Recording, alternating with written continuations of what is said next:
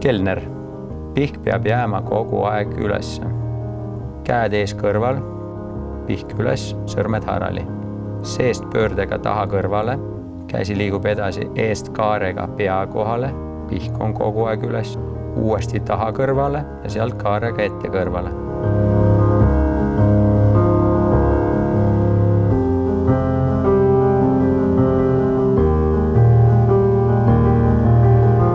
Kõnd juurde ja sooritame liigutuse teise käega.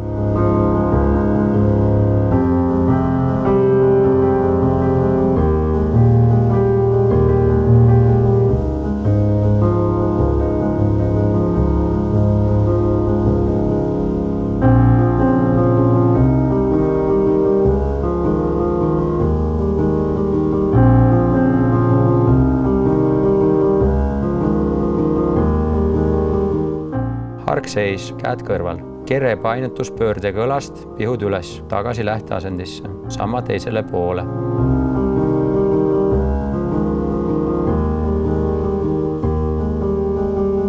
Nüüd paneme 2 liigutust kokku. Kelnerist on vaja saada vušumeister. Viia kaarega üks käsi pea kohale ja kere liikumisega kõrvale samaaegse käe pöördega õlast, viid käed kõrvale, pihud üles ja jätkata ühtlast liikumist.